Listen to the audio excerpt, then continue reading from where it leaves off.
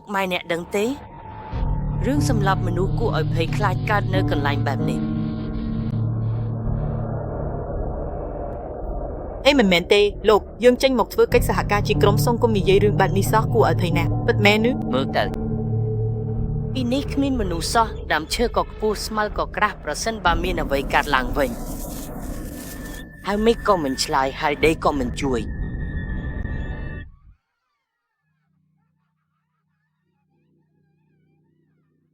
ឯនឹងមានអ្វីគួរឲ្យភ័យដែរតែបង្គន់ហើយតែហេតុអ្វីមិនទាន់ត្រឡប់មកវិញទេមែនហើយទៅយូរហើយមិនដឹងមានរឿងអីកើតឡើងទេអីម៉ងបាក់ហើយ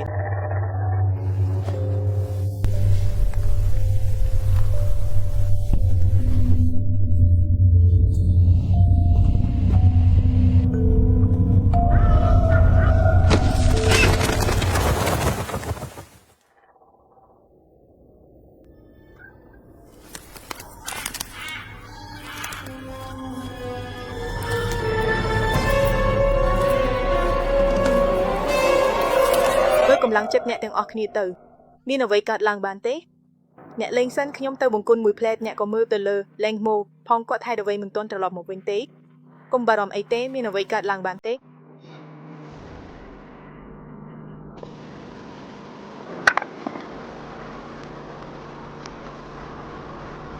ស្រីស្អាតអរគុណណែអត់មានរឿងអីហេតុអ្វីអ្នកនៅទីនេះម្នាក់ឯង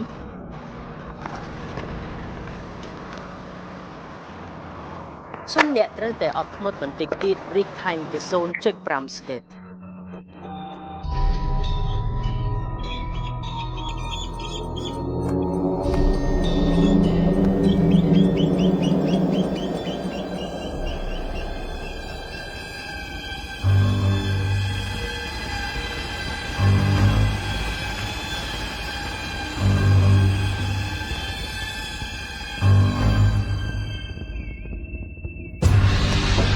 អ្នកឃើញទេគេត្រូវបានចាប់អ្នកគួរជួយគាត់ទេហេតុអ្វីមិនជួយគាត់ខ្ញុំភ័យដល់មកស្នាក់ជួយគាត់ដូចម្ដេចធ្វើម៉េចគាត់មិនអាចទេមកមិនទាន់ទេទៅយើងទៅជួយគាត់មនុស្សខ្ពស់ធំមិនអាចប្រយុទ្ធជាមួយគេបានទេមិនអាចទេបើអ្នកមិនទៅខ្ញុំទៅម្នាក់ឯងបើគាត់ជាស្រីស្រឡាញ់របស់ខ្ញុំបើមានអ្វីកើតឡើងជាមួយគាត់ខ្ញុំក៏មិនចង់រស់ដែរសូមរងចាំបន្តិចអ្នកនឹងមានស្នេហាស្នានៅការិយាល័យជាមួយលេងមេងមែនទេតើអ្នកទាំងពីរមានអ្វីគ្នាទេសូមអត់ចិត្តលេងសំណាយប៉ុណ្ណោះសូមកុំចេញមកស្រីស្រឡាញ់កុំនិយាយថាបងមកជួយអ្នកទេកុំធ្វើអីប្រញាប់ប្រញាល់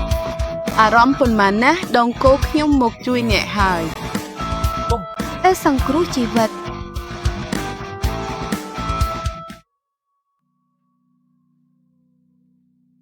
រងចាំខ្ញុំ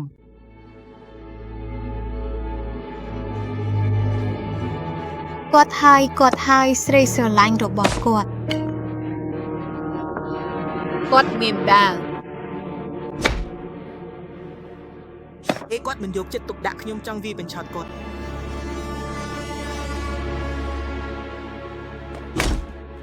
អ្នកជាក្មេងស្រីតូចម្នាក់អាណិតណាស់ពាក់កណ្ដាលអាធ្រាត្រមកព្រៃធ្វើអ្វីសំណាងល្អជួបខ្ញុំបើមិនដូច្នេះអ្នកនឹងមានបញ្ហាអ្នកហាយរថយន្តហើយទេសួរបន្តិចទៀត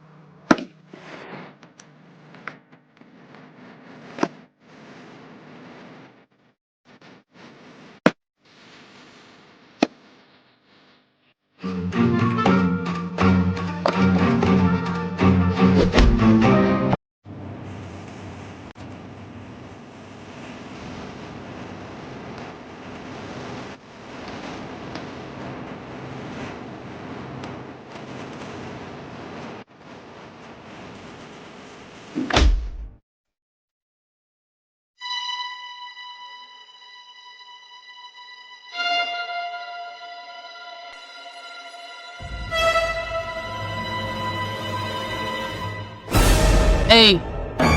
កុំរត់ទៅណាគាត់ជាមិត្តរបស់អ្នកទេអ្នកសុខសប្បាយទេ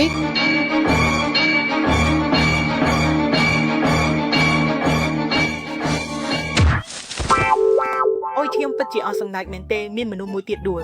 ខ្ញុំបានប្រាប់ឲ្យអ្នកកុំរត់ហើយកុំរត់ទៀតអញ្ចឹងតើយើងត្រូវធ្វើម៉េចទៅ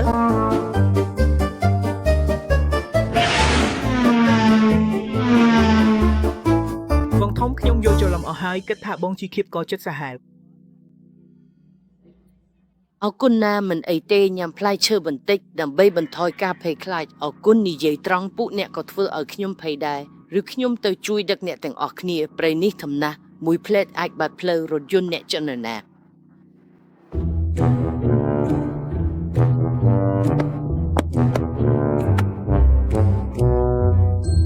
យកលុយបានច្រើនប៉ុណ្ណឹងទើបអាចរត់ចេញមកបាន